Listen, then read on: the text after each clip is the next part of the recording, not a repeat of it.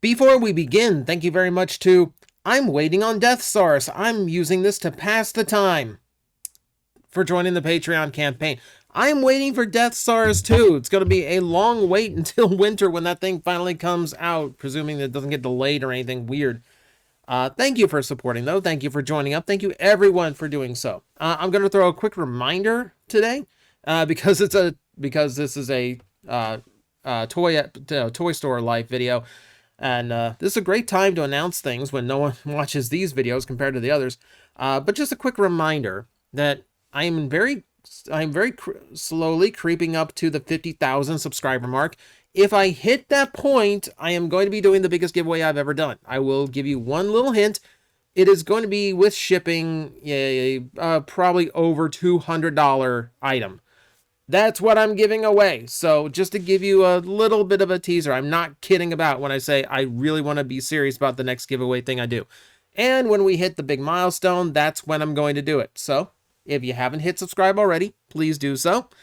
And yeah, make sure that contest actually happens. All right. So for starters, just to get this out of the way, yes, it's a different camera perspective. I'm trying out different things because frankly, I changed the layout of the store and everything is in a different spot now. So my counter no longer, like the viewpoint of the counter no longer looks all the way into the depth of the store. Now it just faces the big collector's wall behind me, where we got a whole bunch of our biggest stuff and some of the really cool stuff. We got WWE belts over here. But no, this one, I could just be like showing off the new layout of the store and all that. But no, that's for a different time. We got other things coming up that are better to show off.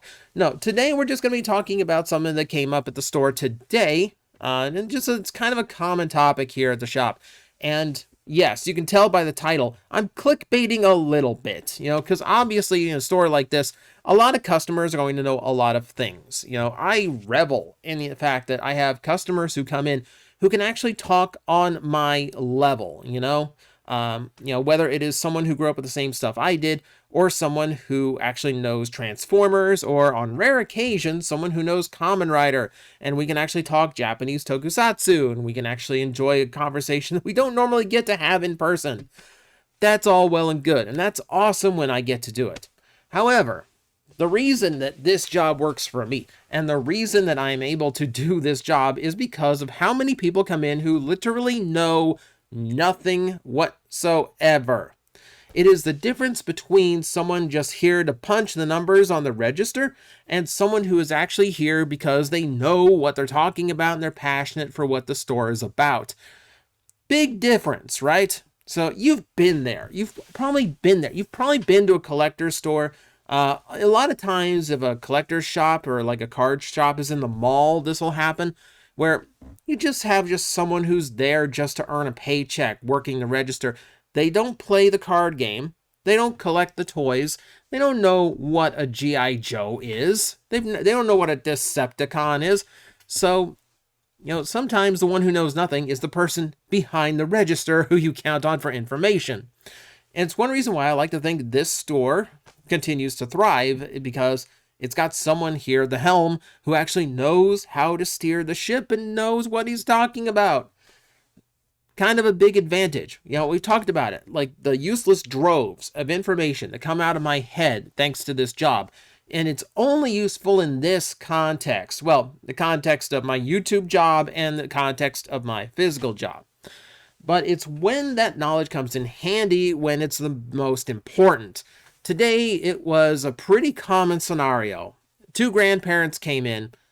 No knowledge of Pokemon whatsoever. They just have a grandkid who knows exactly what they want and what they're looking for, and what they want is whatever Pokemon we got. So I better know what I'm talking about.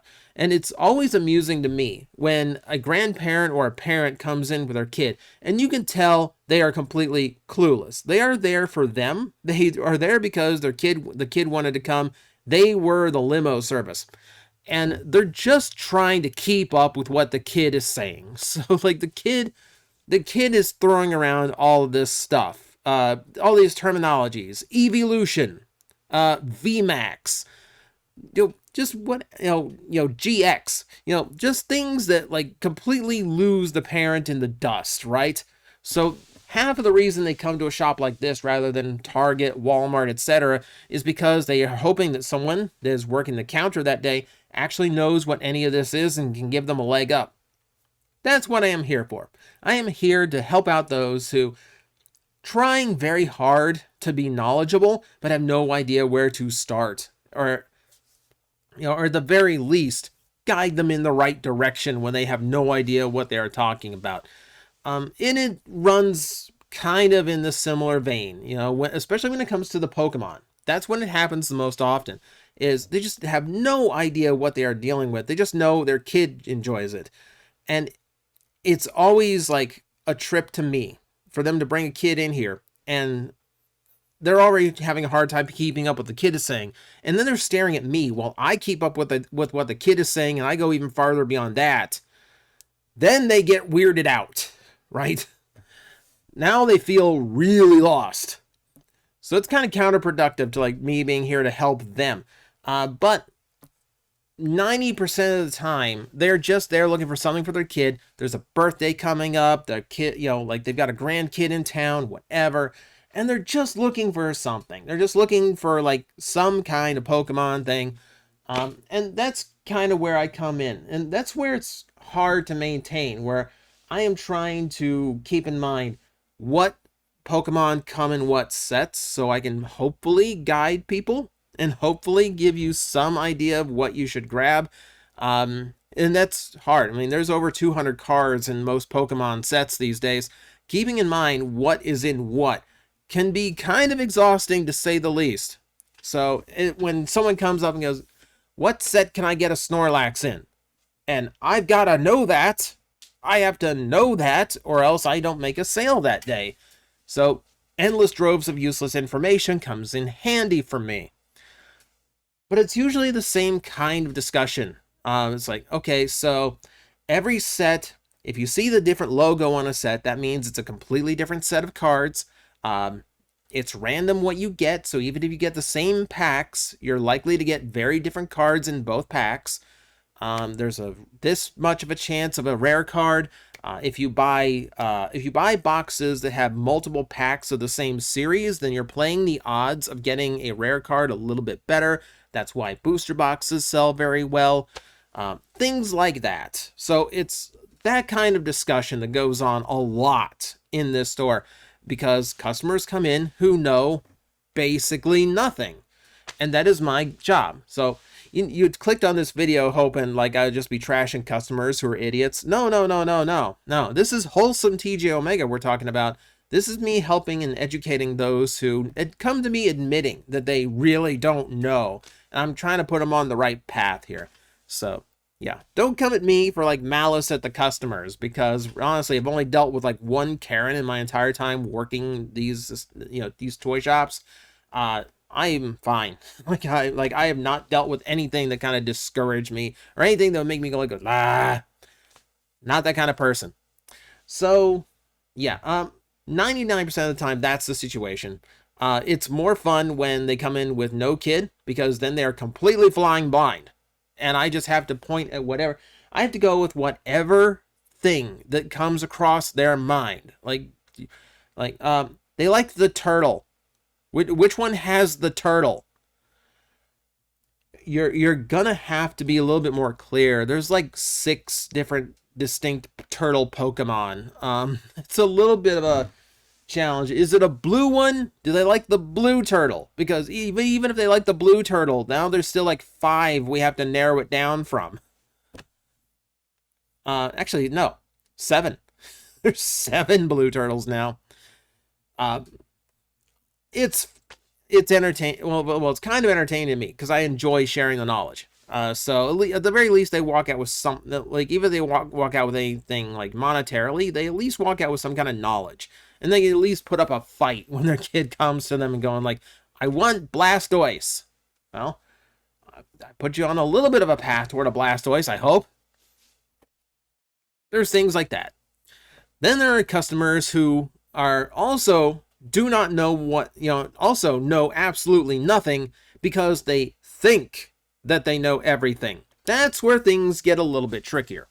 So sometimes it's incidental. Sometimes I've talked about this before. The worst part about the job is telling somebody that their collectible is absolutely worthless. You brought me something that is a knockoff. You weren't aware it's a knockoff, and it's not your fault that it's a knockoff, but I still have to inform you that the thing like the Funko Pop you thought was $1,100 isn't actually worth anything because you bought it out of China on eBay. I'm sorry, like it's a fake. The Funko Pops are another time where like people like literally don't know anything about them. They just know that someone in their family enjoys them. And again, that's a discussion we have to have. It's like, well, because it's generally the only way to get a lot of like it's the only toy line that does every specific variation of certain characters. It's the only toy line that will actually cover certain franchises, movies, TV shows. Sometimes, a lot of the times, it's the only physical product that exists. So for like me, being a Mystery Science Theater fan, there's either those little figurines that came packed in with some DVDs that are crazy expensive, or there's the Funko Pops of the two main robots from the show. I'm going to get the Funko Pops, right? Because that's there, and it's available, and it's easy. Did the same thing with Tom from Toonami. They did exactly one Funko Pop of Tom from Toonami, and it's literally one of two figures of him that exists. The other one was like some resin cast super rare thing of like his fifth body or something. That's crazy expensive now too. So you only have so many options, and it's usually a Funko Pop. The other one is like, why are all the Funko are they bobbleheads? Two of them, anything Marvel and anything Star Wars is a bobblehead because Marvel and Star Wars both have master toy license to Hasbro, and Hasbro is very hard set. You can't release these unless it is not a toy. So they get around it by releasing them as bobbleheads, which fall under the novelty category of trademarks, not the toy category. So it skirts around that a little bit. So that's why there's a bobblehead in your Spider-Man. Not their fault. It's the only way they could release it. So it's nuggets like that, like trying to keep people educated who come in here wanting to know, who literally have no starting point for what they're talking about. But that was a tangent. That was a tangent. So let me tell you what happened recently. That happened last week here at the shop. I had a woman come in, and sweet old woman, don't get me wrong, nothing wrong with that. But her whole thing was that she had a Barbie doll collection that she said was worth like over $3,500. And this is across maybe 20 or 30 dolls. And when she also tells me that she's had family that worked at Mattel, okay, then yes, potentially this could be extremely big deal stuff. Let's actually take a look at it. We go outside, and it's just in the trunk of her car. And some of it is matching the stock that we already have, so I know that it's not any higher than like $40 or $50. And some of it I haven't seen before because I'm not educated on my Barbie. Hey, even I will admit I don't know everything. When you're here, you are expected to know just about everything, and I try to know a little bit about everything so I can at least have a discussion. I still have blanks in my repertoire. I will admit I don't know much of anything about Magic the Gathering. I got a big wall of like 50 odd booster packs over here. I haven't played since Standard was the only format. Back when I played, the worst thing you had to worry about were slivers, and I have no idea what if the game is like now. I can barely remember the difference between a draft and set booster. I've never played Commander format. So there's things I have to educate myself on just to try to keep up with other people who don't know anything because they expect me to know something. I will admit more than once I have, more than once when a customer is coming like, do you know what set has this particular type of card in it? And I go, I'm just here to punch the register. I don't. I'm not above playing dumb myself. So, woman comes in with the Barbies, and I know enough to be able to tell what a rare, expensive Barbie is.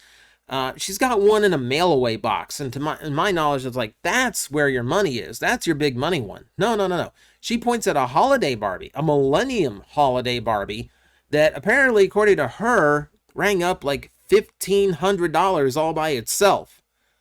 1,501. Okay. How did you come about these prices? So I went to Barbie DB. There is a website that is just for looking up the value of Barbie dolls. Now, it works very much like Hobby DB, which deals mostly in Funko product, but they branch out into other collectibles too. But the problem here with Hobby DB, and the same problem with Barbie DB, is that they run off of bots. It is bots that browse through eBay and they pull whatever price, for a sold listing there was. As long as it matches the algorithm or the name that they were given, then they will account it toward that particular product on their database.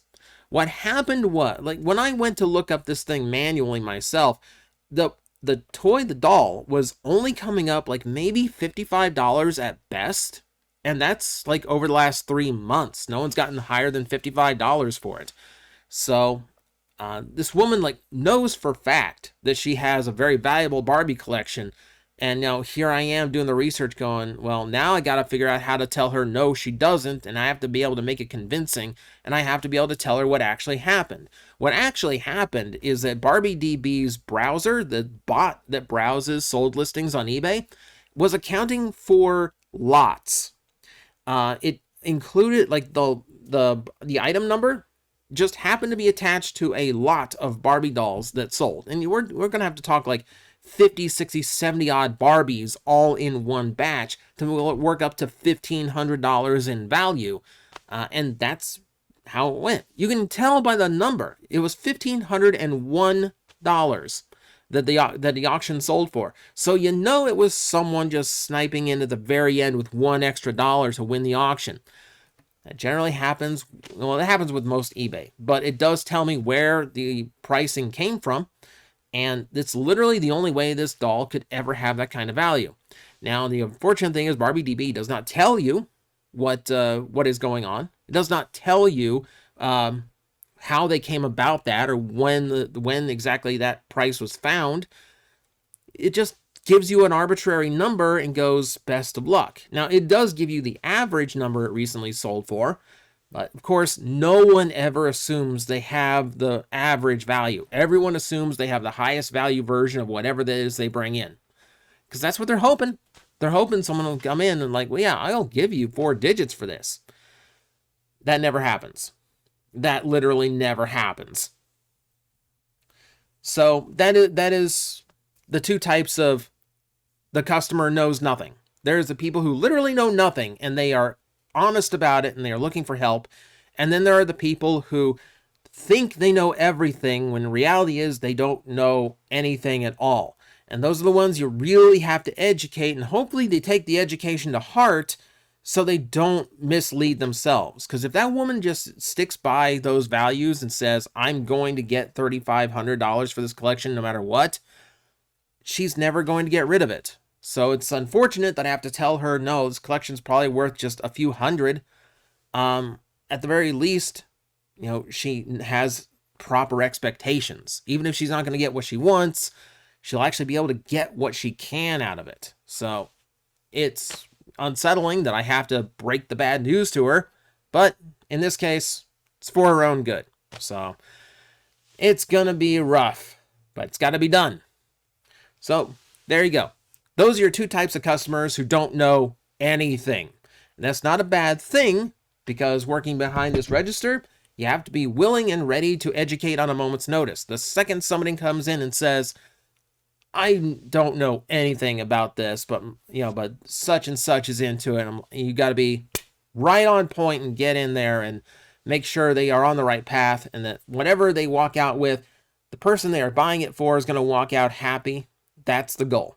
And that's the toy store life. I'm like, I think you guys got this. I will back away, and I will see you all day. You've got this handled.